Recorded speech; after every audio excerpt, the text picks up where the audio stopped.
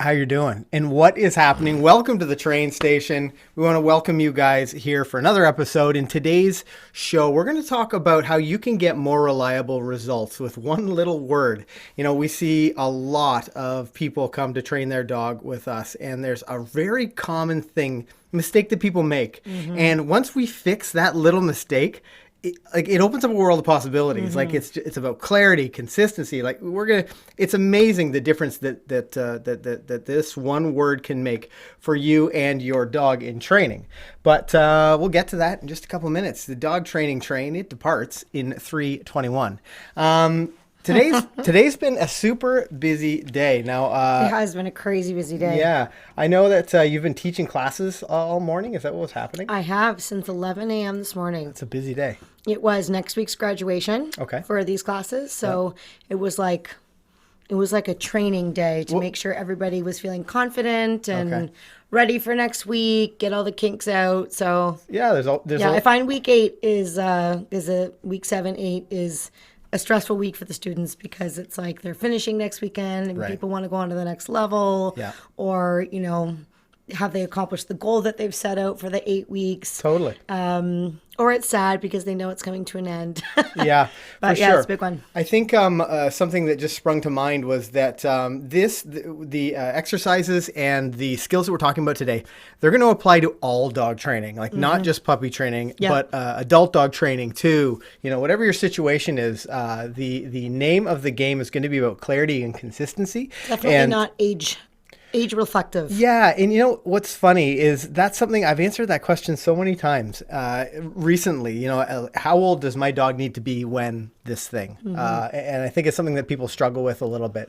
But in today's show, we're going to talk to you about reliable results. It's something that we all want. You know, my expectation is that when I ask my dog to do something, whether it's come when called or walk on a loose leash or do whatever the thing is, that they're going to do it. And it's really important for me to have them understand that, number one, I mean it. If I expect them to, come when called, or I expect them to wait at the top of the stairs as I walk down, or whatever the thing is, but that there's going to be an end to that exercise. And that's what we need to talk a little bit about today, about clarity and motivation. Like, using your release command, for example, the right way is going to build drive. And like, it's really going to, it's going to change your training. We see this often. I think it's probably one of our dog's favorite words. Yeah, absolutely. Yeah, and you know what? I just thought about something. We can get it like a little bit granular, like really fine-tune stuff when we talk about what we're doing with our dog, like how we're releasing them, for example,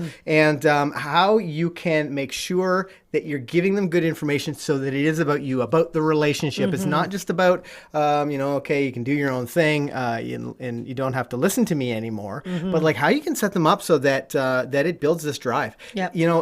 We have so many videos on the channel where we're demonstrating with one of our dogs, or a high drive dog, and you'll often see that once the exercise is over, that dog explodes out of position and goes right to us, whether it's to Kayl or myself or whatever. And that's the kind of motivation that I'm talking about. That's the kind of motivation that you can expect from your dog if you're giving them clear information. In today's video, we're going to tell you exactly how to give them that crystal clear information.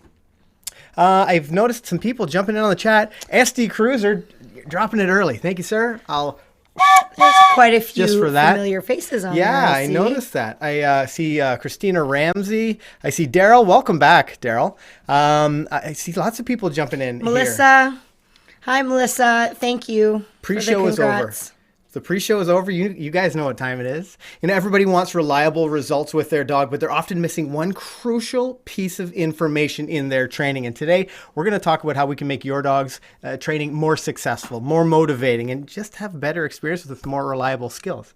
I'm Ken Steepe. I'm Kayl McCann. Welcome back to McCann Dogs.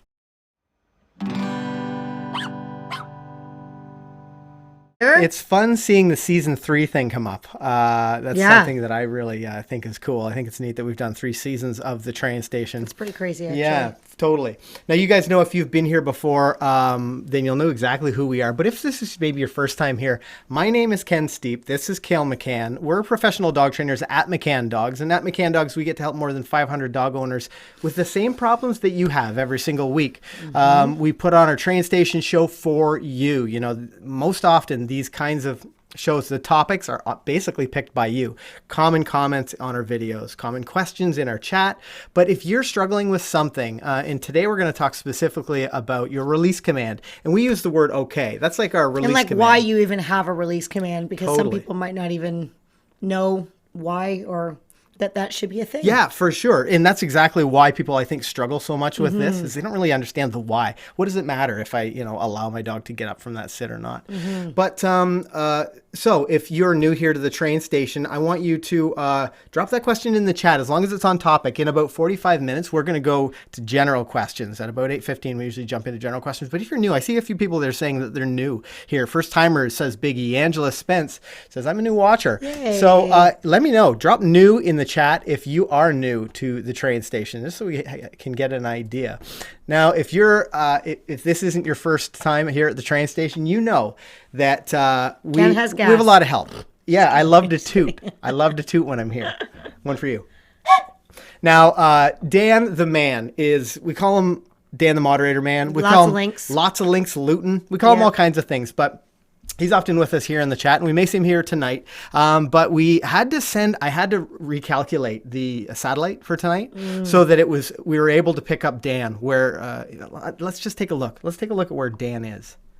There's Dan, Lots of Links Luton. What a jerk. Hanging out at, doesn't that look like fun? That looks He's in Aruba right now, so I had to send our satellite feed way out of orbit, off its orbit. I don't really know. I'm not really sure what the terminology would be. I'm no. Regardless, we're jealous that you're in the sunshine. Absolutely. And he's hanging out in the sunshine with his wife, Ellen. If you're one of our in-class students, you may have seen Ellen in our office. But he might see him in the chat. Maybe not. Maybe he's just catching some rays. I hope he's not in the chat and that he's just sitting and enjoying himself. He does love to hang out here, though. He does. Yeah, yeah. We love having him. Now, one thing is for sure. We spared no expense when we got our graphic designs done.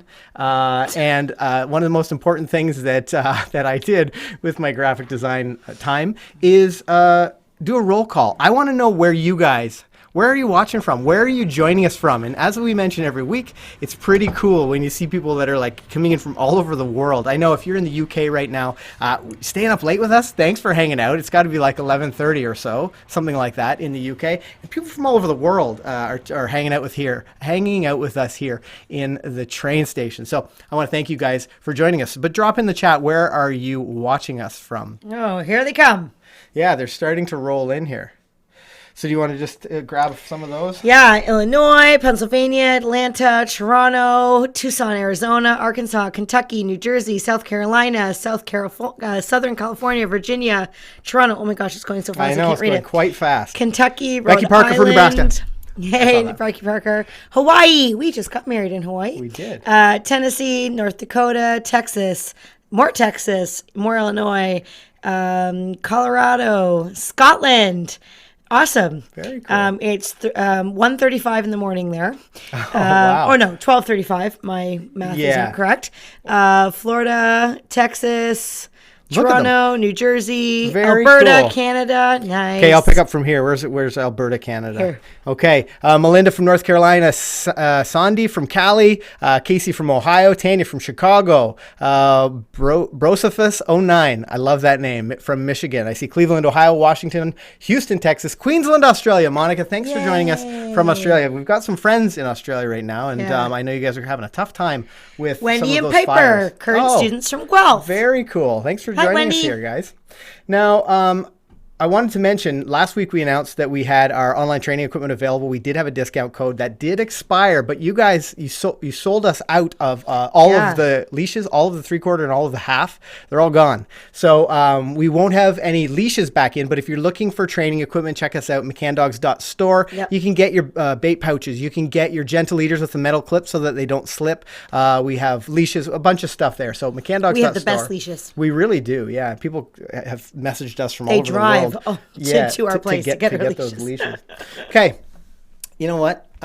I think we started off on a really good note, and I think it's really important to understand that anytime we're talking about the McCann method, the method we use for dog training, we're always focused on three things: being clear, consistent, and fair with our dogs. And when because we know that, number one, as we talked about, increases motivation. Number two, it increases the speed that your dog learns at. Dogs learn in like really black and white terms. And it's important for us to be a good leader for a dog, to give them that sort of clear information. I don't know if there's anything you want to add on to that, and in terms of like giving your dog clear information, and why we might use something like an okay, like maybe you use break or some sort of end command for for a skill or behavior. Well, I think sometimes when you want your dog to work for you or pay closer attention, it's a lot easier to sort of tell them when they should start focusing and paying attention, and then when they don't need to any longer, so that it sort of sets the tone. It keeps you in charge. It sort of lays out the rules a little bit more and provides clarity, as we were mentioning, so that the dog really knows how long they should do whatever they're doing. It could be simple as asking them to sit, for example. Right. That's funny. Christina, I think I should be added to the train as well. Eventually. So, for example, if you ask your dog to sit, it's not very convenient to ask your dog to sit and then have them sit for a couple seconds and then just kind of meander away. And then you have to ask them to sit again. So, we want them to understand that they should sort of continue whatever behavior they're doing until you actually release them.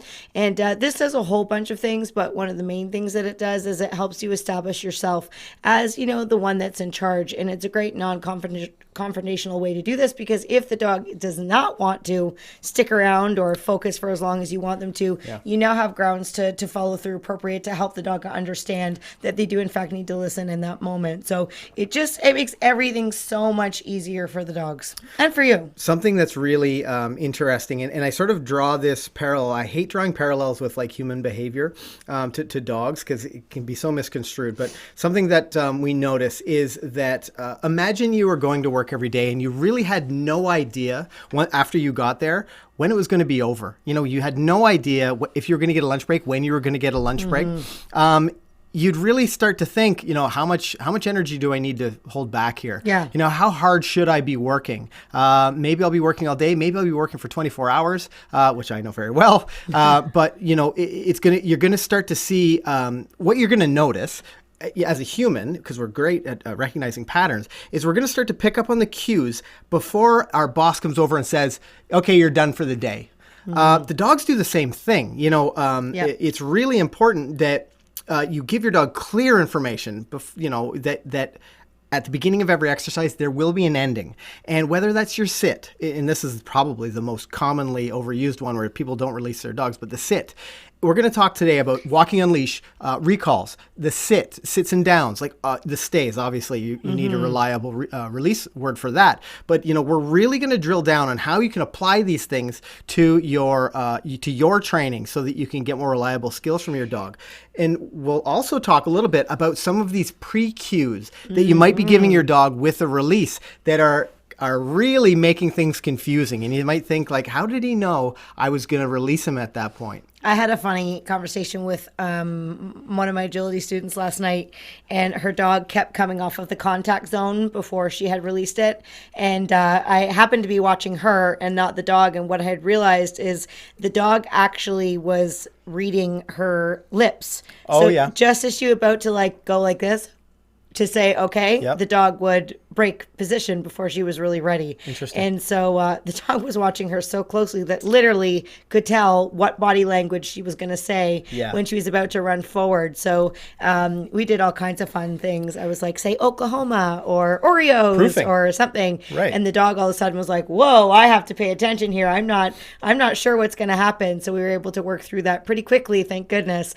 But it just reminds you how freaking smart dogs are at being able to assess situations They're a lot more intuitive than we Perceptive. realize, and more than humans. Absolutely. They are masters of body language, and they pick up on these subtle cues that we're giving off. And sometimes it's accidental, sometimes it's on purpose, but they're very aware of what's going on. Yeah. Let's talk about how these guys can add an okay, or why they might add an okay to their walking on leash training, because I think that's going to be really important. The other thing, I see people dropping in the chat, what words they're using. Do you have a release command? What is it? We use okay, because the use in everyday language seems appropriate, and it's not like we won't use something like no to mark a negative thing with our dog, because we use no a lot in conversation. But okay is always a positive thing, so we use okay as our release word. But we have some of the people that train with us, some of our trainers use things like break or other words. So let me know in the chat, what are you using for that release command? Yeah, I think it's fun to use all kinds of different words. My dad says release a lot instead of okay. It doesn't really matter what word you use as long as you're consistent. But when it comes to walking, people often associate using a release command with stationary behaviors only, but we actually will use it in many different types of behaviors, one of them being when we're walking with our dog at our side. In our dog training school, in our dog training philosophy and methods, we actually have two styles of walking that we do with our dog. One that's like a little bit more casual that we use, most of the time when there's not much going on and we're just sort of hanging out with the dog on the leash, going down to the end of the driveway, taking them out for a pee, just sort of casually moving from one place to another. We actually don't insist that in those scenarios our dogs remain perfectly at our left-hand side. Right. We give them a little bit more freedom. However, they're not allowed to pull the leash. So even if they're in front of us, the leash needs to have slack in it, and that is the dog's responsibility. However, we also have another exercise where the dog has to come in and walk nice and close to our left-hand side. They have to be a little bit more attentive. They need to sit beside our leg when we stop walking. It's way more controlled. But we use the release command to let our dog know that they can release themselves, or they can move from one position to the next. So to give you a scenario, if Ken and I are taking the dogs for a walk and we're heading down to the park or wherever we're going with our dogs, we'll sort of let the dogs sort of hang out. And then if we see that there's, people walking down the street on the other side with other dogs or kids or whatever, and we think that we need to get a little bit more control over our dogs or help them to be more focused on us, we'll ask them to get into our side and have them walk nice and close until we're sort of past that distraction. And then once we're past and there's nothing much going on, we'll say to the dogs, okay, and we'll just let them be free. And again, okay doesn't mean like run away and be a hooligan and pull on the end of the leash. Yeah. It just means you could sniff now if you wanted, or you could stop and have a pee, or you're not really working per se. And then the dogs kind of know when they need to be on and then when they need to be off. And we find it's a lot less stressful for them because the criteria in which we're expecting in that moment is really clear. For sure. And it's also, your dog learns more quickly because those moments that you're focused on walking on leash, whether it's the beginning, or maybe it's the middle of your training where you're starting to introduce distractions, wherever you are, your dog understands that if you say, and I noticed someone mentioned, I don't remember who it was, but someone had mentioned, as I saw the chat zipping down, that they use, Shandy's got that. Great. Thanks, Shandy. I was actually just trying to pull that up for that link to the Drop It video. Someone mentioned that they use Let's Go for their release command. Oh. And that's actually what we use for our healing, our walking in at our side. So don't be confused over the course of tonight if you hear us use that. That's for our walking in position at your left. Yeah, and again, we don't really care so much about what words everybody uses. What we try to do and what we encourage our students to do is make sure that whatever word they do, they have a consistent expectation. Totally. Because when you start to use certain commands and then they often mean different things, it's really difficult for your dog to become really good at responding to that command because it's not super clear what you're looking for. So that's one of the reasons why we suggest that. For sure. Kayl sort of touched on the idea, but someone asked in the chat really quickly, Melinda said, should I use a different release command when I'm letting the dog do whatever they want as opposed to when I'm still asking for other behaviors?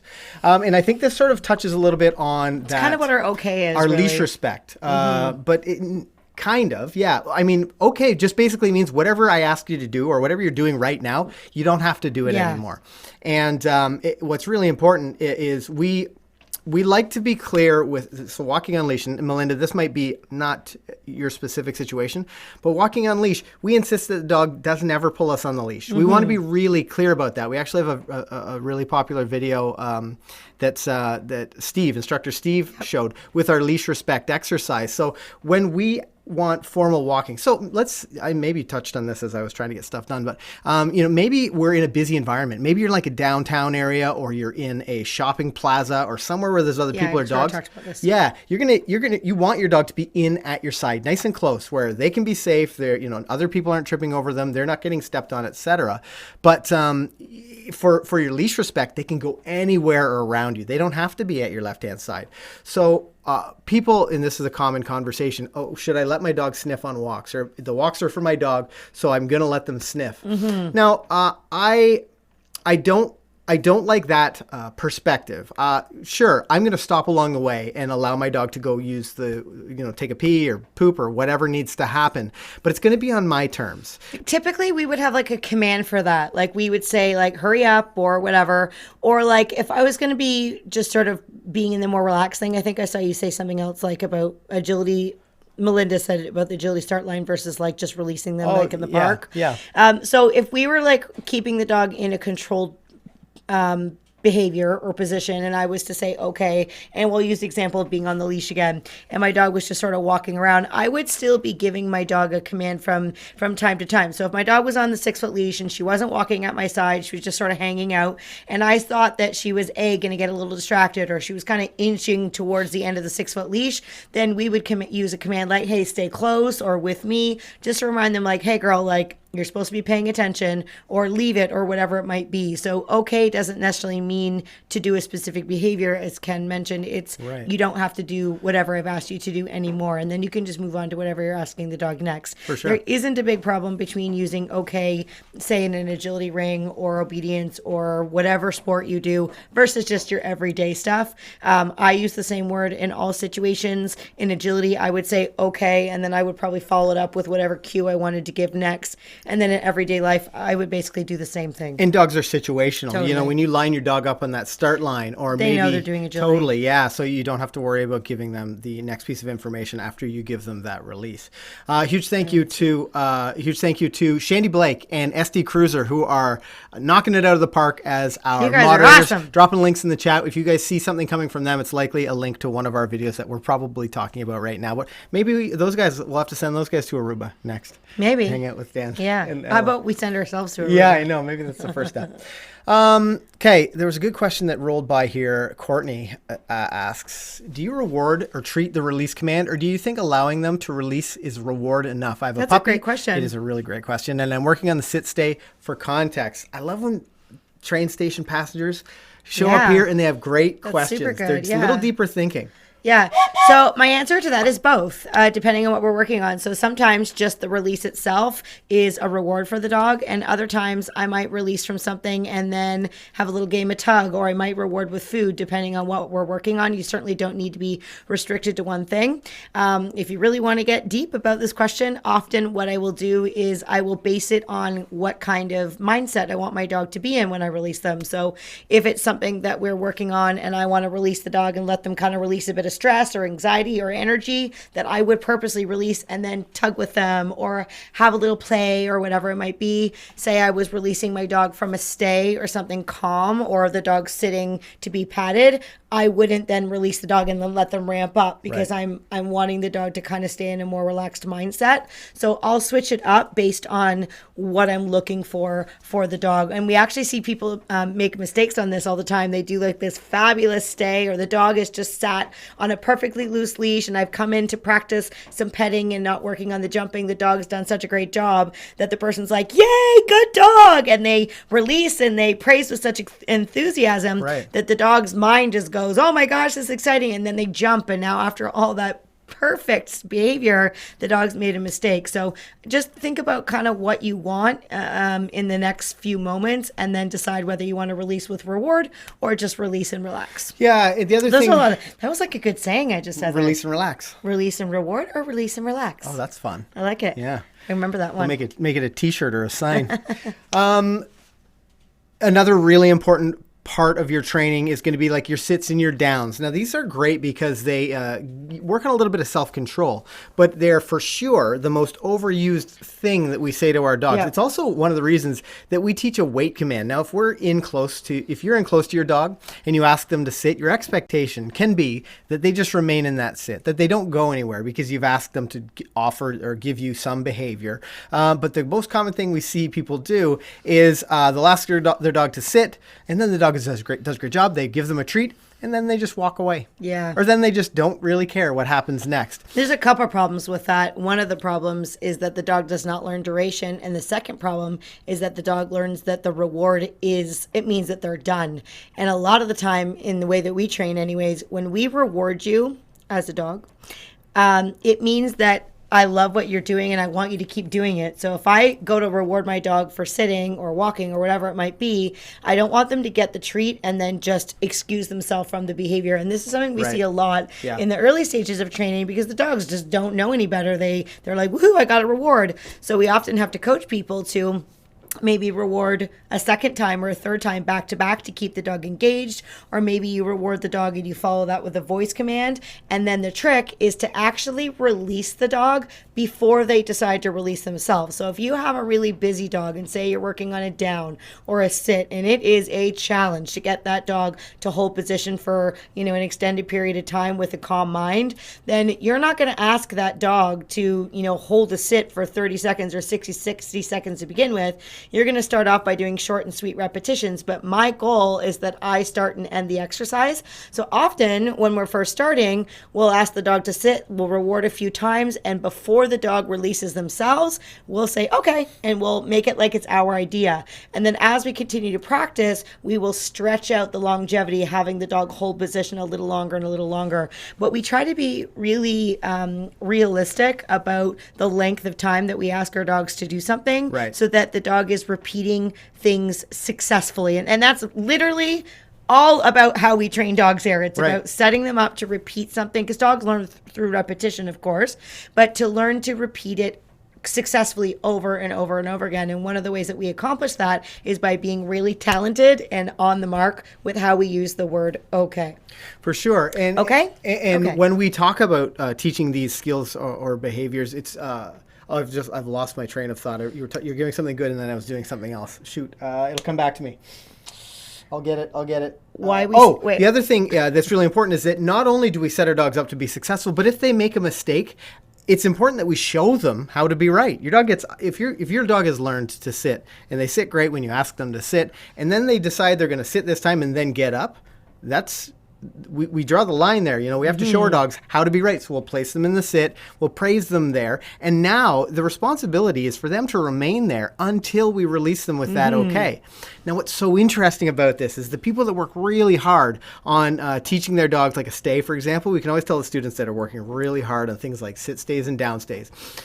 We can also tell the dogs that have been gotten a great reward for being in these stationary positions, because the human will say, okay, and the dog will just think, I think that's the cutest thing. Yeah, right. I've just been getting slices of pizza. This must be a joke. I've been getting the best stuff ever for remaining in position. So it's really important at that point that you don't pull your dog. You don't, because they're working hard. Actually really kind and respectful what they're doing in that moment. For sure, yeah. And so for your dog, maybe it's a mixture of motion. Maybe you're backing away. Maybe you're clapping your hands, wiggling your fingers. But whatever you do, if your dog's putting in an extra hard effort to complete some skill and you release them and they see way more value in remaining working, let them work, but just encourage them out. Just allow them, do what you need to do to coax them out, encourage them out, rather than yanking them out of position, because they're working really hard to be good. This is a good question. Can we answer this one? Yeah, I got to go. Oh, you got to find it over here? Yeah, I put it in the queue. Oh, we both thought it was a good question. I know. Really great question from Steven Zalea. Is it okay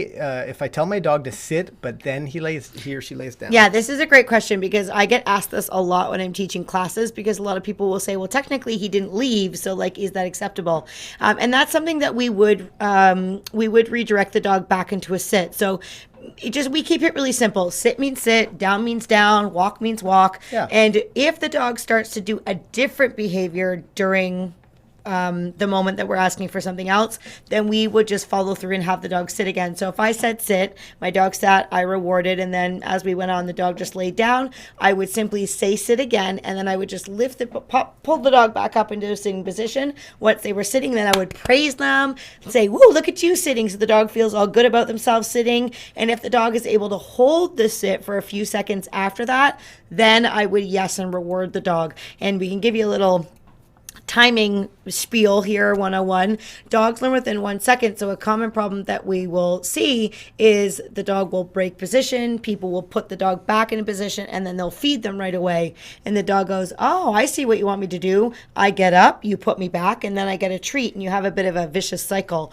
So if your dog moves out of whatever position that you're asking for, it's important that you put them back very quickly, but then wait like a good solid 3-5 seconds so that time has gone by before you reinforce your dog with food, toy, pet, praise, whatever it is, so that your dog really understands exactly what they're getting the reward for. And then if it's something that's challenging for your dog, release them out of that position before too long, so that you don't get into a situation where every time you go to release them, it's after they've just made a mistake. You know that saying, you want to end on a good note, keep things short and sweet, and that's exactly what you need to follow when you're training your dog.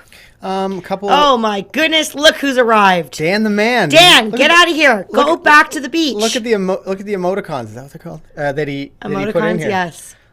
He's having fun in Arua. Welcome, Dan. Shandy, so nice. Shandy and SD Cruiser are lighting things up here, Dan. I'm not going to lie. They're working really hard. And I actually saw a competition between SD Cruiser and Shandy who could get the link up first. Yeah, it was really good.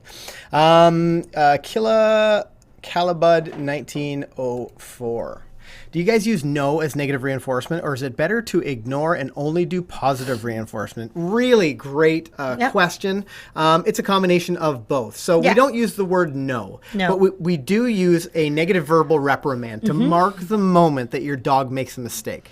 And we try to match that verbal reprimand to be appropriate for each individual dog because, you know, as you probably know, all dogs are different. There's some dogs that are quite sensitive and soft. There's other dogs that are a bit sort of rammy and hard-headed. So we tailor the strength of our verbal reprimand to the dog that we have. So I have a border collie. She's pretty soft and sweet and doesn't really like to be wrong. So when she makes a mistake, I'll just say, "Oops," or "Hey." And that's the strength. Yeah. I've had other dogs in the past that have been a little bit more pushy, and I might say, "Ah, hey," and be a little bit like firmer and more guttural in my sound, so that I can affect change. And then from there, we would follow through with some type of placement to make sure that the dog understands they have to hold that position. So it's not.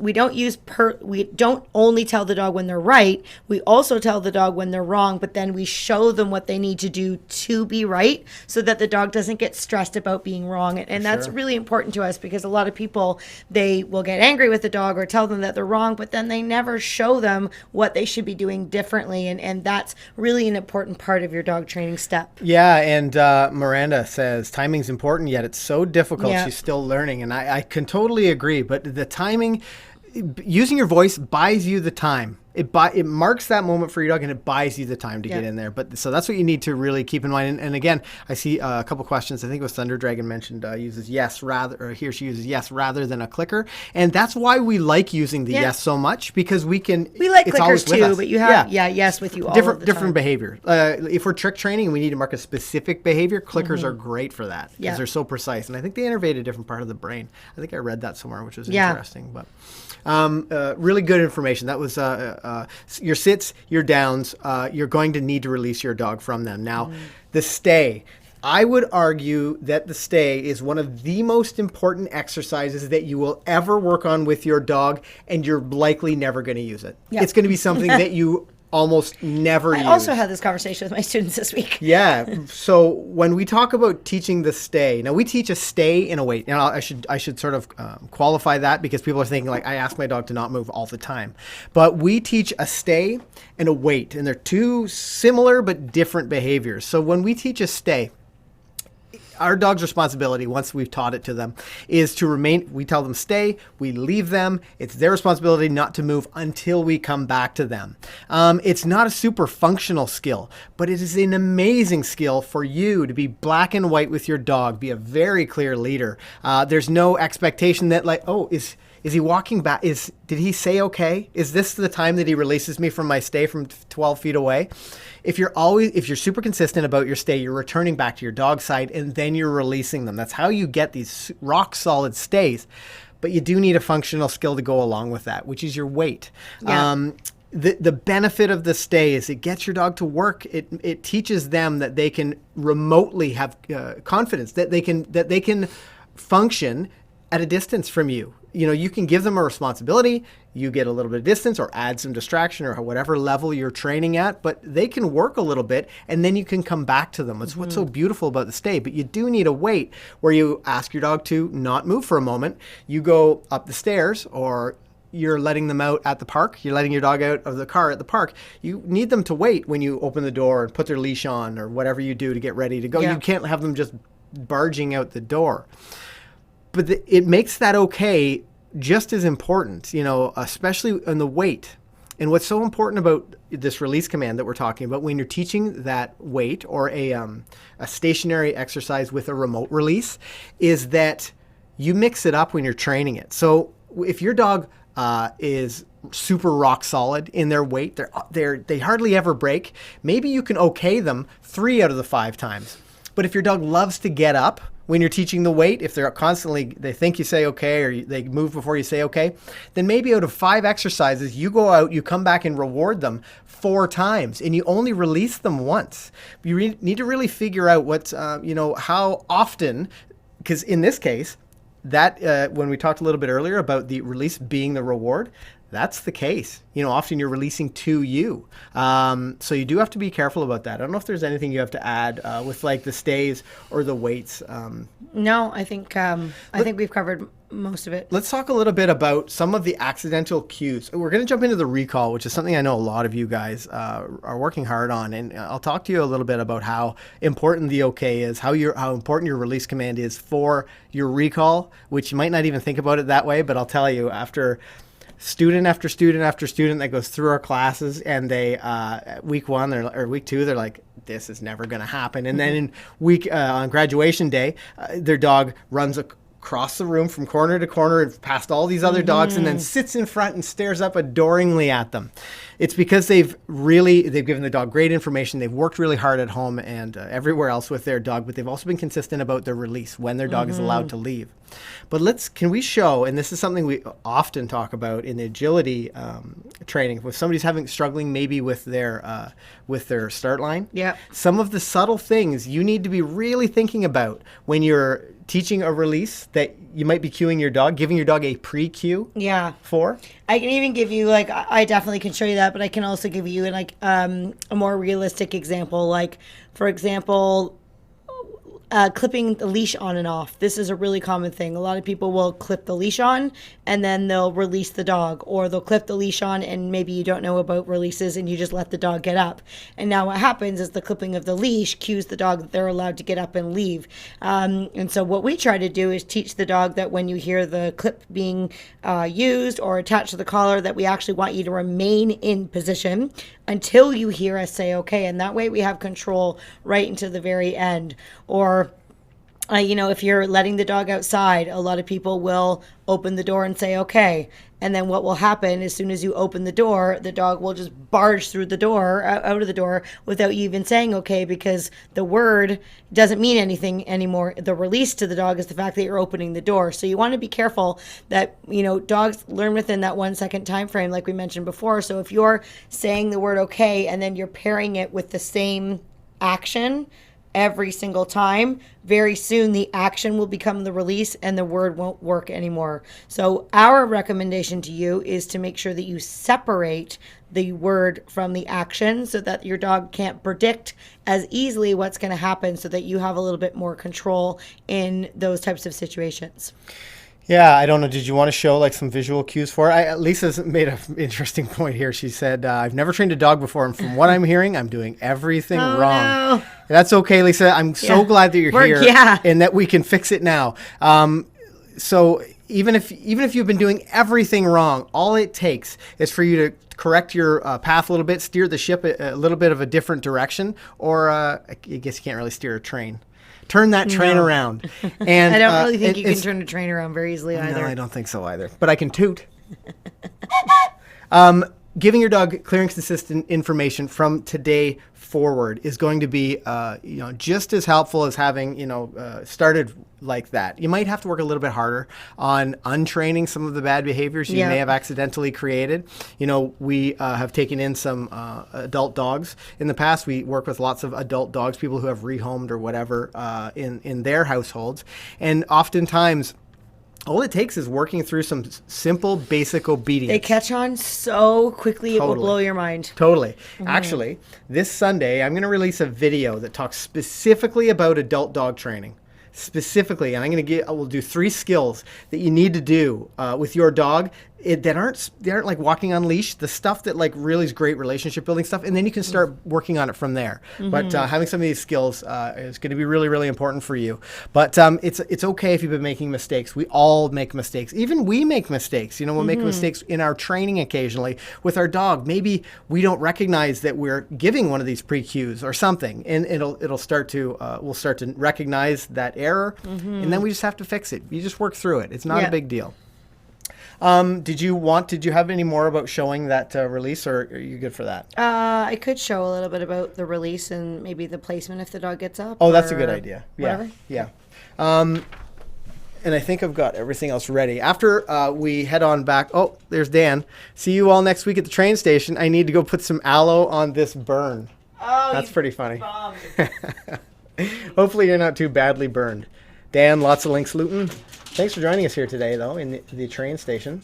So I think it's just about time.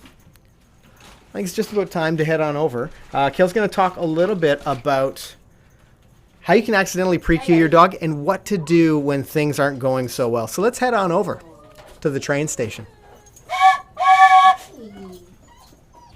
Okay. So if you're going to be practicing your training, we recommend that you put your dog on a leash so that you have a little bit more control. And Slam has just, come here, have that? Can I have that? Slam has just found a toy. Thank you. So maybe I can use this as his reward for some of these exercise. So I'm going to just start off by asking Slam to sit. Now, if you've never really done this before, I would not recommend training with a toy in your hand because that'll be a little bit distracting. But what I'm going to do is have him on the leash. I'm going to have several pieces of food ready. I'm going to ask him to sit. And to help him stay in the sit, I'm going to feed him several times for holding the sit. Good. Yes. I'm going to say yes when he's correct, and then I'm going to reward him. Now, I have 1 piece of food left, so as I deliver it, I'm going to give him his release command. Okay, good boy. Again, so it's my idea. Sit. So again, if I have a new dog, I don't want to say sit and then just stand here like this and like wait to see what happens, because if I give him no information, he's probably going to get up and move away. Now, Slam knows to hold position because he has had hundreds of thousands of rewards of holding the sit and then being rewarded. Okay, and then I can release him from there. Now, if you're working with a dog that's less experienced, and of course this is something that I had to do a lot with him, is if he broke position and he got up before I released him, all I would do is repeat sit, and I would put him right back to where he was. Good boy. Once he was sitting, I would loosen the leash, and I would just see if he'll hold the pose for a few seconds. Yay! And then I would reward. And this is what I was talking about before. Okay, if Slam was to get up, so if he's holding a sit, good boy, and he was to get up out of position, and I was to get a treat out and have him sit and reward him, and then a few seconds later he was to get up out of position and I got a treat out, had him sit and rewarded him, he would actually start to learn that every time he gets up, I'm going to get food out and ask him to sit again. So we would actually respond to the getting up with that verbal reprimand we spoke about a few minutes ago. So if he got up, I would just say, or hey, and then I would bring him right back to where he was, sit, and I might just even lift up on the leash to let him know he needs to hold position.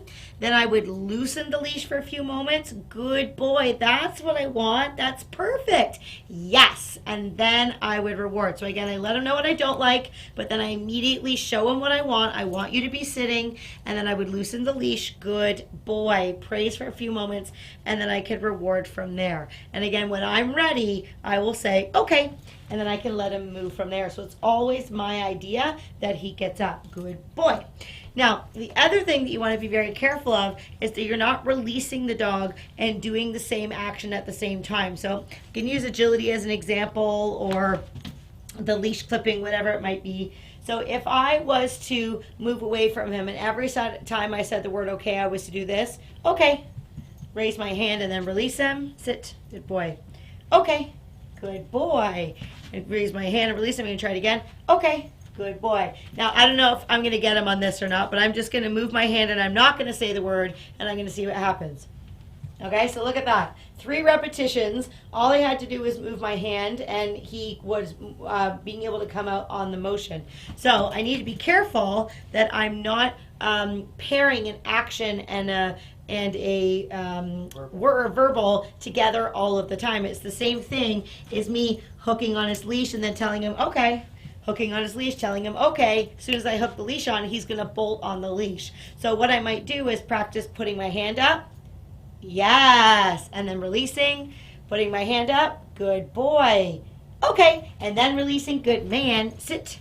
Good boy. Yes. Good boy. I could tease him a little bit. Okay. Yay. So I try to just make it different for him so that he's really listening for the word and not predicting my action. And again, often when I say, okay, you can see he's grabbing the leash, he's tugging, he's having a little fun. I'm absolutely okay with that. I want him to learn that releasing and playing is a lot of fun. Out. What I would rather him not do is have me say, okay, and then just like kind of, run into the other room or something. I like that he's ready and engaged and he's excited to do something else with me because that shows me that, he likes to do things for me. And good boy. Do you want me to show anything else on? No, I think that was good. Good boy, Bean. Let's head on back over here to the not train station, in front of the train station. Haiti mentions, okay, thanks for everything. I'm off to train my dog. Have a great night, everyone. And thanks for joining us here in the train station. Now, I mentioned a little bit earlier that we're going to talk a little bit about the recall and how you can take advantage of your release word and why your release word is so important. Now, we're getting some really good questions, and I'm kind of wondering if maybe I should jump into these couple questions now. Yeah, let's do that because we're going to hit the 8:15 mark, and then we can do general stuff. But I like SD Cruiser's comment. Tried clicker training. I was awful on the timing. And you? Yeah, sometimes at first, if you're not used to it, I find a lot of the time when I'm introducing clicker training to my students, especially if we're doing something in agility, I feel sad for them because they have food, they have a clicker, sometimes they have a toy, they have a target plate, and it's like, how do you manage all of these things in the same time? So sometimes it is just easier to say yes, but using a clicker can be really helpful because you can really isolate behaviors with a clicker. So it is good to practice with it if you think it's something that you will be implementing into your training. But again, it's not necessary for everybody. We just use it for very specific things. We don't use them in our regular classes. We use them in our high-level classes. Right. So it's not a necessity, but it is important for everybody to be really good at using the word yes and being able to have really good timing. And again, you need to say the word yes to mark your dog's correct behavior when your dog is right, and you need to do that within 1 second of the correct behavior so that your dog gets it. Yeah. Miranda, my dog can sit him down, but I'm having a hard time teaching him to get up from the position. Now, we talked a little bit about this just a couple of minutes ago, Miranda. It's a good problem to have, Miranda. Yeah. Use motion, use voice, use wiggling your fingers. Find something. You sort of saw with Slam, hopefully, if you were walking a second ago, I was saying, okay, and I was sort of breaking my posture and looking more playful. Sometimes people will just stand still and they'll say, okay, and the dogs, if they're not used to the word, they're just like, okay, what? Right. You just fed me for sitting here for a couple of minutes, so why would I get up? So sometimes you have to break your posture and encourage them out of position. There are worse problems to have, though. That's for sure. Amy says, my dog will be slow to follow a command if she doesn't want to do it. Sometimes she won't do certain things unless she knows I have treats in my hand.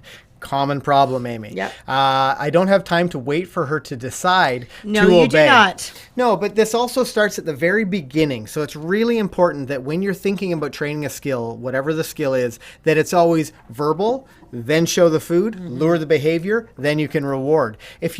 Sometimes you might mix this up a little bit. It might be as simple as you holding food in your hand and your dog is like, I cannot leave that. I will absolutely not look at you. I'm going to focus on the food. And then you ask them to sit, and then you lure the sit. Well, what do you think the dog's thinking about? They're thinking about this. They're not thinking about this. And we really want your dog to be thinking about the words.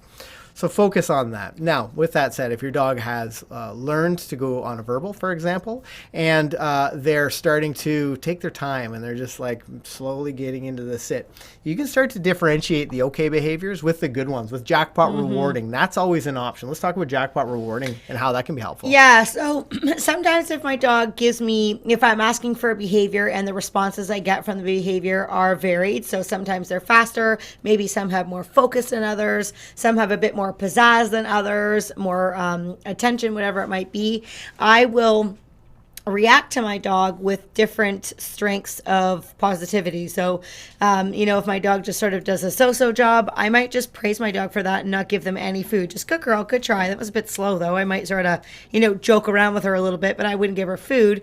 And then say I ask her to do behavior and she just like is dynamite at it, then I'm going to say yes more exuberantly, and I might reward 2 or 3 or 4 times. I might reward with food and then a little game of tug. So she goes, oh, okay. I do this on my recall training all of the time. So I walk my dogs. My family owns 22 acres of land, and that's where Ken and I walk the dogs every single day, which is, we're super lucky. We don't have any distractions except for like big wide open fields, and that we let the dogs run, but we are constantly practicing our recall to get the dogs to come back. And I am selective with how I reward the dog based on their speed. So if I call them back and they're super fast to come back, then I will reward generously. I'll even play a little game of tug with them for a second. And then before I let them run in the field again, I'll have them sit, I'll get focused, and then I'll say, okay. And then I'll let them run in the field. If they're like a little bit slow, but they're kind of coming, then I'll, pet them and say, you little turkey, that wasn't very quick, very fast. Then I might let the dog get like 10 feet away, and then I'll call them again while it's a little bit easier for them to respond. And then generally, almost every time I get a snappier response then, and then I do my big jackpot reward and the dog goes, oh, you like that, did ya? And then I might do that a couple times before the dog's super distracted, and then I can go from there. However, if I get no response whatsoever, and it is truly a behavior that my dog has been trained to do, she's been proofed through that, she has had a lot of different training. What does that mean? Oh, we're good. Okay. And I don't get a response, then that's when I'm going to introduce some follow through. So if I say come or if I say sit and I get a dog that's like, nope, don't feel like it, then I'm going to pick up the line and I'm going to follow through with maybe tugging on the line a few times or placing the dog into a sit like I've shown before. What I am not going to do is make the dog think that I can, I'm going to say come 5 or 6 or 10 times, or I'm going to ask them to sit a bunch of times. If I've asked them to do something, I expect them to listen. Yep. I'm never going to raise my voice or shout or scream at the dog. I'm simply going to repeat the command in the exact same tone that I used it the first time, and then I would make it happen. And then I would praise them and say, that was good, but you can do a lot better. And then again, I would set them up again in an easier situation, so hopefully they could be right, so that I can get some good rewards. This applies to all of your literally exercises. dog training 101. Even the sit, for example, if you're not getting the sit that you want and your dog knows how to sit, you repeat sit and then show them what the position looks like. Keep those expectations high, and this is where people often fall off. They're like, well, he knows this. Maybe if I ask him 3 times, then I'll finally get the behavior. And they're like, oh, he finally sat. We know the tens of thousands of dogs that have come through McCann Dogs. We know that you can set those expectations high, and you will be amazed what your dog is capable of if you give them good information. So make sure you're consistent. Make sure you keep those expectations high. Now, when we talk about the recall, one of the most common things that people are looking for when it comes to like coming in for training, we talked about the release command and why it's so important. Well, we believe that the recall is actually sort of 3 stages. So the first stage is the turn, and we do lots of work to work on the turn. First, we build motivation, and then we release, and then we work on all these exercises to build the turn. Then there's a middle part where your dog can start to make some choices. Are they going to come straight to you, or are they going to find a distraction, whatever that whatever sort of challenges you want to present to them. But that ending is all about that controlled sit in front. And they're not sitting there because you're holding them on a tight leash. They're choosing. You're showing them how to sit, and they're choosing to sit in front of you. That's so important. But we teach that the moment you say come, from that moment forward, your dog needs to come all the way to you and sit in position. And they can't leave until you say okay. If they run to you, it's like that one of our instructors says, you're like a dog treat ATM. The dog will come in, grab a treat, and away they go. Doggy drive-through. Doggy drive-through, right. That's not okay. You need to insist that your dog remains in position. And this is where your release command, using your okay, can be super valuable for you. So if your dog understands that every time you say come and do your thing and they come to you, that they need to remain in position, then they're going to be more likely to find value in that position. They're going to be more likely to remain in that position through repetition. That's how you're going to build longevity. And it's so important when we talk about the emergent situations, often, maybe not quite once a week, but nearly once a week, the office gets a phone call that says, like, you listen to this story. My dog got out the back gate, or, we had family over and the front door was open and the puppy ran out the front and I called come and they came back. It was amazing. But there's lots of situations, like we live in a relatively rural area, and there's like animals and or other lots of animals. Coyotes. Coyotes are really bad right now. If I tell my dogs to come because there's a bunch of coyotes running around, I want them to be like really close to me. I don't want this to be a question of, can I catch my dog before the coyote does? So using your okay in your training, really making sure that your dog has a clear understanding that they need to remain in position. And if they do, they'll be rewarded. You'll shower praise and use tons of rewards, give them that high value treat, whatever the thing is, but they need to stay there. They need to remain in position until you release them. And so often people will come to us and they're with maybe a little bit older dog and they'll say, oh, he comes in like just close enough. I can't quite get a hold of him. It's like he knows how long my arms are. Well, if you start to teach your dog that sitting in front means that they're going to get the greatest rewards, but they need to remain there until you say okay, then you're going to see that inherent value of that position go way up. Yeah, we teach our dogs to do it automatically. So when we say come, they just assume that they're going to be sitting in front. And then also, if we suspect that the dog might not have a very reliable recall, I do this if I look after my friends' dogs and I don't know if they're going to listen to me as well as they listen to my friends. Sure. Then I always take them out on a long line or a leash so that, I'm going to keep them safe. That's the most important thing. And B, if they're not going to listen, I'm going to follow through to let them know, like, the rules still apply here. I just want to make sure, I think Shandy asked a question. I just want to make sure we get to it since she's working her butt off for us tonight. Something about, can your dogs be in an X-pen when we're training someone else? No kidding. Oh, so I was that to so us Monica? Or No, to Monica other said. people? I'll bring up this okay. conversation. I see. Hold Never on. mind. I see. Monica mentioned that she's working hard to train her dog, but she wasn't getting any motivation. And this is a question I may have already put in the queue. Okay. But she was finding it difficult trying to keep her dog motivated on a food. And then she mentioned that she's got 2 puppies.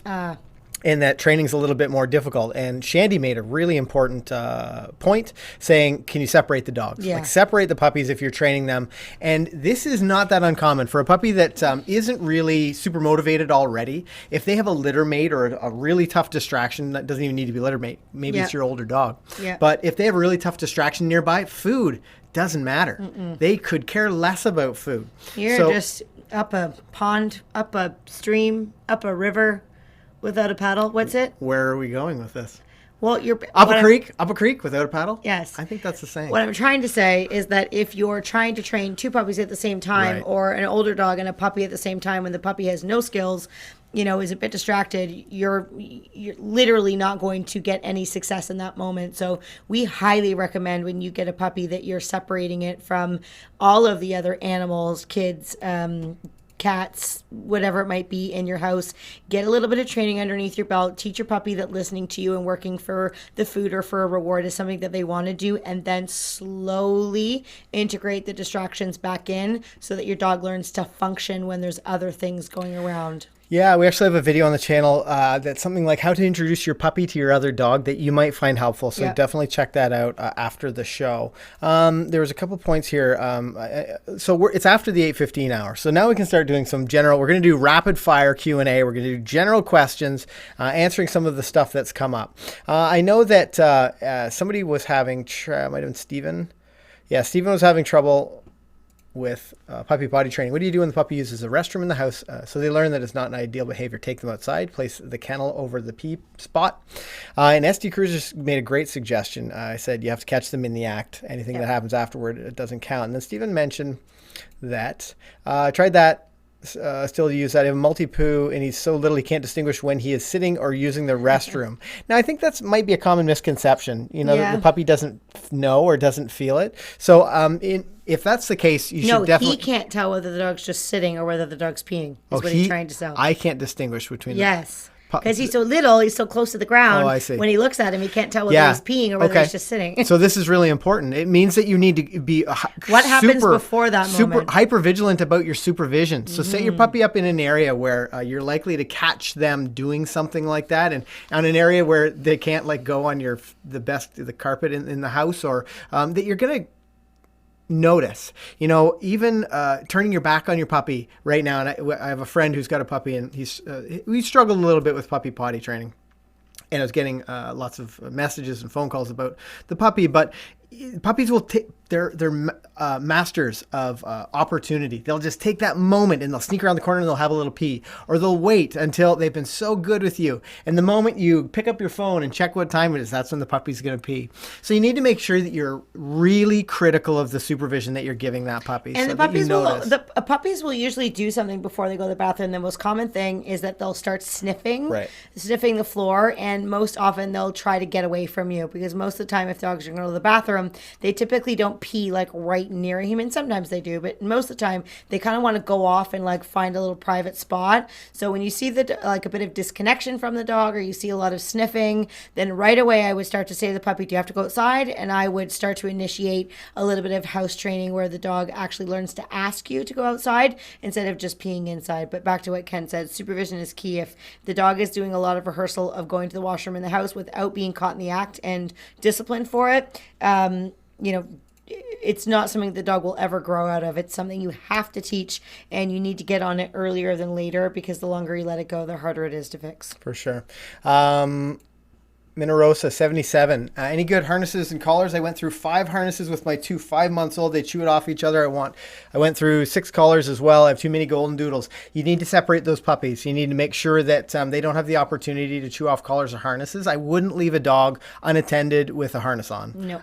It's just too much. Yeah, it's too much. There's too much of a risk there. So be really careful about that. And if your puppies are chewing the collars off each other, you have a bigger problem. You need better supervision and separation of those puppies so that you can catch them in the act. I'd hate for a puppy, and I've heard stories about this kind of thing, where a dog gets their mouth caught, their teeth caught on another dog. So be really careful about that. Supervision and separation is going to be helpful. Buy 2 crates. Steven Zelaya. Have you guys ever trained a dog to be a service dog? In fact, we have. Now we also get there's a service dog trainer nearby us that sends his I guess soon to be service dog students to us for the foundation training. So those dogs will come to us and they'll learn all of the foundation stuff. They go through the a basic training stuff. program, and a lot of the time they're ready to go right into their service dog training. Yeah. In fact, we had a lady come to us today for a private lesson. She's actually in our classes as well, and she said that the dog has learned almost all of the things that it needs to know through the program, just with basic training. So that's great. Yeah, and I noticed someone earlier mentioned training a service dog is kind of like trick training, and that's kind of true depending on the dog's responsibilities. What they're going to be doing. Yeah, you sort of teach them to indicate or act on a certain behavior. It's a response. So Emma, we may have answered this already, but how do I stop my dog from peeing in the house? He's 5 years old and should know better. We spent tons of time on potty training, so it's very disappointing. Is it because he is not fixed? No. Because this is a choice that he's making. So again, go back to supervision. This is something people often overlook. Don't give him the freedom. Use a crate, use a limited space area so that he can't make these choices. Go and sneak away and have a pee or whatever in your home. And you'll quickly see that, if you catch him in the act, if lots of potty training videos on the channel, but if you catch him in the act and give him the information, sometimes it could be one-event learning. He just didn't know he wasn't allowed to do that. Your dog's going to do whatever feels good at that time. Yeah, dogs don't do things like that on purpose. They do it because it's convenient and they think it's okay. And if they have good information that that's not the case, they truly will try harder. Betsy Nichols, how do you teach a down to a stubborn adult dog? Now, there's a couple things, whether it's a down or any behavior. Sometimes, welcome Christina Wright to the channel. Sometimes it's about the value of the reward. Now, if I were you, I would start to work on an area where your dog already likes to lie down. Maybe it's on their bed. Maybe there's a sunny spot on the floor. Maybe maybe it's in their crate. I don't know. Wherever your dog likes to lie down, start working on it there. Practice on a more slippery floor like the kitchen. For some dogs, that can be really helpful, for sure. Other dogs, it's got to be super cushy. High value food is really helpful. Start with the dog in a sitting position rather than a stand. That can also be helpful. Applying a tiny little bit of pressure to their shoulders or to their bum so it doesn't pop up when you're luring down with food. There's a bunch of things that you can try there. I'm going to say Dave Caldwell has been here since the opening of the train station. Bedtime for me, up all night. For those who are Chinese, happy year of the rat. Well, thanks for joining us here at the train station, Dave. And toot toot to you. Let's go to the queue. We are doing rapid fire Q&A right now here in the train station. Che Li. My German Shepherd still pees in her crate after I've taken her out already. Am I doing something wrong? So likely what's happening, and it's pretty common, is that your dog or puppy may be getting distracted when they're outside. So they're not finishing or they're not even starting. Puppies are so easily distracted. So make sure you're out there supervising the process so your puppy or dog is less likely to get distracted. Monica said, reward treat is hard to find. Tried several. Is it okay to do training while the dog is hungry and use kibble or food choices? Absolutely. Kayl, do you want to? Great idea. Yeah. We actually suggest that if you're not going to be training in a super distracting environment, we do recommend that you use your dog's kibble so that they're not getting their regular kibble amount and then tons of treats on top of it. We find a lot of dogs gain a lot of weight that way. And then also if their bellies are full, they're not as eager to work for the food. One little trick that we often will do is we'll maybe give the dog a small portion of their breakfast, for example, and then we'll put the remainder of their breakfast in a little Ziploc bag, and then we might add a little bit of block cheese or some chicken wieners, hot dogs, or we have a fabulous treat that we make ourselves. It's a little tuna brownies, little tuna chunks. Yeah. And the dogs go ballistic over them, and they're super easy and healthy for the dogs. So we'll mix a whole bunch of that together, and then we'll use that for our rewards. Sometimes that when you have dogs that aren't as food motivated, you want to make sure that you're not using a lot of like commercial foods. A lot of the time they're more motivated to work for like actual food, like chicken breasts or things like that. Also consider the dog's weight. Is the dog really overweight and therefore they're not really keen to work on the food? So do you need to work a little bit on the dog's health and fitness? And lastly, are you free feeding versus meal feeding? Often people who just put food down and just let the dog graze whenever they want to, they really devalue the resource of food. So we highly recommend that you meal feed your dog. So you put food down in the morning. We feed some of our dogs in their crates, in fact, and they eat, I don't know, in 30 seconds, 60 seconds, and then we remove the food. We have had a few dogs that we've had in from a rescue situation that were not fed that way. So we would basically give them like 15, 20 minutes to eat, and whatever they didn't eat, we would take the food up and then put it back down later until a few days into it, the dogs were eating a bit more regularly. So there's a bunch of suggestions for you. Big hello to the Island Engineer. Welcome. Thanks for joining us here at the train station. I've seen a couple of interesting things come in here. I like this one. Tanya says, I'm training in a class and it's hard to get my dog's attention. Most of the time, she wants to watch everyone else. Now, this can be really, really common, and it is really important that you are able to redirect your dog. You might need to figure, maybe there's so many things we can talk about here, and I'm going to give you like these super wide open blanket things. Teaching your dog, turning them away, interrupting whatever that behavior is. If they're super focused on the neighbor dog, then turning them away, giving them a job, maybe asking your dog to lie down, rewarding them for that. Maybe the odd time rewarding them for look at me. If your dog just happens to check in with you while you're sitting in class, capture that moment. Now, I don't want you to think that using a look at me is the only way to get your dog's attention back on you, because I've seen some stuff on the internet lately that talks about that, and I don't agree with it. I think your dog needs to be able to look around, but they also need to check in with you. But giving your dog a job, like interrupting that staring in early, because your dog's going to do something called eye start, and they like really lock in on that thing. That's the time at the very beginning. Once they do that eye start, that's the time you're going to be successful if you interrupt them. So get them turned away, get that distraction, give them a job, reward them, praise them, maybe start with a look at me. Maybe you can give them a reason to look at you. It also means that when you're not at training class, you need to be building more value on yourself. The fact that your dog goes into a classroom and then is more interested in everything else and not of you shows that you don't have enough value yet. Your dog and it's a process. That's not like a negative thing. It's not like okay, you're going to fix this in 3 days type of thing. Right. It's going to be a long process, but try to just make sure that your everyday situations that your dog's not getting a lot of opportunity to self-reward, and that they're really learning that a lot of reward is coming through you, and whatever that reward might be. Again, when we say the word reward to you guys, it doesn't necessarily mean food. It can mean praise. It could mean touch. It could be freedom. It could be all kinds of things that you can use to reinforce positively your dog. Maybe a toy. It's really it's the ultimate. The ability thing. To go outside, all kinds of things. For sure.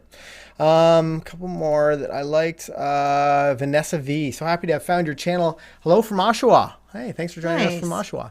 Suggestion for unwanted puppy barking. Our 4-month-old golden doodle loves to be sassy and bark. Now, I know there's a couple of videos on the channel that talk about rewarding that quiet time, but it's also important not to give your puppy the opportunity to bark too much. So I guess it depends on what your puppy's barking at. We'll make it a lot easier to address the behavior. I want you to be using a house line. I want you to have a leash with the loop cut off, have some way to get a little bit more control of your puppy so that you can figure out what these triggers are for that puppy barking and address it more appropriately. Sometimes it's just hey, knock that off, in a little bit of a sit correction or something for your puppy. But again, it's hard to answer that question without knowing what's causing the barking.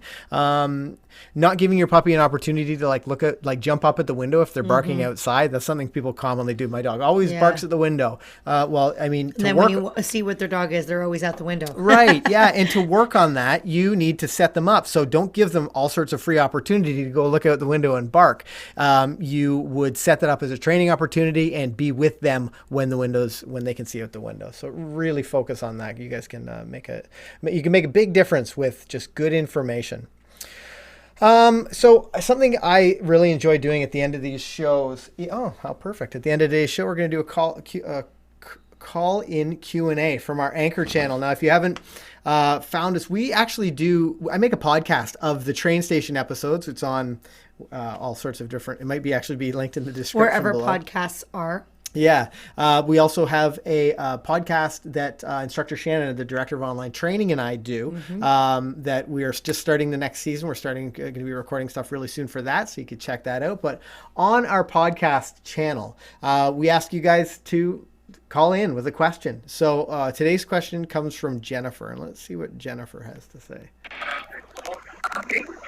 One of my puppies is 9 months old, and another one is a little over a year. Can I still do the leash in the house training? Do you have a better recording? I don't think so. I think that sounds like a couple of the calls that came in were a little bit broken up like that. But she mentioned that she's got 2 puppies. One is, I think she said 4 months old or 3 months old. The other one's 11 months old. Can she still use a leash in the training? I'm pretty sure what she said. You have much better ears than I do. It's on my good side. It is on your good side. Using a house line. Talk about, in terms of ages, what's important for a house line. And it's a bit of a trick question because age isn't important at all. Let's talk about that. Yeah, it doesn't really matter how old the dog is. What matters is what kind of behaviors are you getting and how well is the dog listening. And basically what we do is we give the dog freedom as a reward based on the behavior that we're getting. So if we have a dog of any age, baby puppy, older dog, whatever it might be, and they're not making the greatest choices in the house, they're chewing things, they're grabbing things and running around or jumping on the furniture or jumping up and biting at us, whatever it might be, we would attach a leash or a long line to them and have them wear it all the time. And to be perfectly honest with you, because we know that these are all things that puppies will try at some point, when we get a new dog, regardless of the age, we don't wait to put a leash on, if they're bad. Yeah. We predict that they may make some poor choices because they're dogs and they're learning, and we put the leash on right away. So whenever our dogs are out of a crate when they're younger and they're newer and being trained, they have a leash attached to their collar inside the house and a really, really long line outside of the house 100% of the time. No ifs, ands, or buts about it. And that way, if the dog makes a poor choice, we can calmly and effectively redirect them and train them not to do that, and then show them what else they can do. And because we're so consistent with it, and the dogs don't get a lot of opportunity to rehearse bad things, we don't really have to deal with bad things because we're on top of it so quickly that the dog right away learns, oh, I'm not allowed to bite that, or I'm not allowed to do this. We show them what they should be doing, and because we're providing consistency and clarity and we're being fair with the dogs, they figure it out so quickly. But it's much harder if you're allowing these things to happen and then trying to go back and fix it later. I know Bernice has asked a question a few times here. How do I train my dog to not bark at cars? Now, number one, you need to be there and to redirect your dog, to interrupt the behavior. The other thing is you need to find that threshold where your dog can be successful. And this is something that people struggle with a little bit. They'll say, my dog goes crazy when we pass people on the sidewalk. Oh. You really need to create, somebody's dropping a super chat. Lighten up the train station. I love when this happens. Yeah. I feel like I'm at a dance party. I forgot that we had these set up. Whoa, this is intense. Welcome. Thank you very much, Stephen Whitaker, dropping $5 in the super chat. It's very much appreciated. Very cool. Get to light up. Lit up the train station. There's our toothy pug. And you know what he gets? Thanks, Steven. A huge train whistle. Thank you very much, Stephen, for supporting us here in the train station. Definitely appreciate all of the super chats. Come back and see us again. Very, very cool. Yeah, and I asked some good questions, so we really enjoyed answering it. Now, back to the training the dogs not to finding bark at that threshold. Finding that threshold where you can be successful is going to be really, really important. Also, being able to redirect your dog when they start to bark at those cars. I wouldn't put if your dog's in the yard, for example, you need to make sure you're out there with them. If they're likely to bark at a car, you need to be there to give them the good information. Mm-hmm. We had dogs that would chase cars. Talk about what we did with dogs that would chase cars. Yeah, having border collies, they're very highly stimulated by things that move. And so obviously we'd be working on a really reliable and strong recall.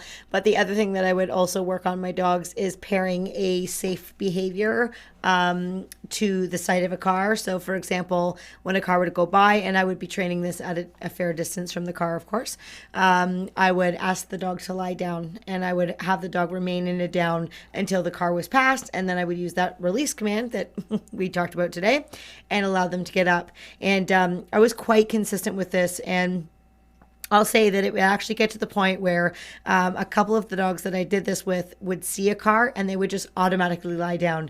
And that made me feel a lot safer because, the dog, it gave me time to walk up and get control of the dog once again. The dog was calm. The dog was safe. Sometimes you just have to transfer the behavior to do something else that's they have to use their mind to do. Right. So recall, but the down was something that was really helpful. Something that sort of came up there a little bit, and we didn't speak specifically about it, but something that'll be helpful for you. Is it who asked that question?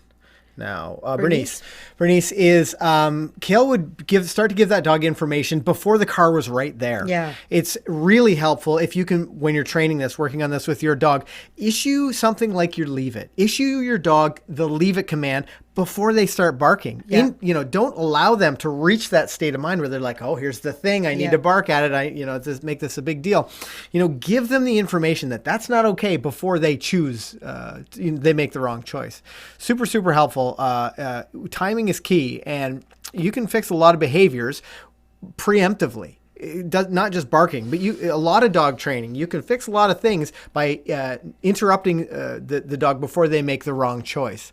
So keep that in mind. Figure out how you can best apply that to your situation, and things like barking at cars and barking at whatever the distraction is. The nice part about cars is you can set that up. Like you can have somebody call your friend, or you can get a family member. And that's what I had to do. By. I had to go out specifically with working on that in mind. And so I would watch really far to see when the car would approach, because if I waited till the car was upon us, I wouldn't get success initially because my dog was just her mind was in a whole other dimension. Right. So I would predict the situation. I would work with her calmly, and she figured it out really quickly.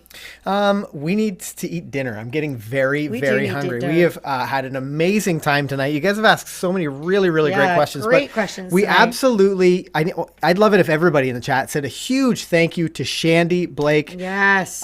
Just been Rock star. Yeah, absolutely. It's Shandy Lots of Links Blake. We also have another. We We need have to another come up LOL. with another name Yeah. for her. Shandy. We'll come up with something good.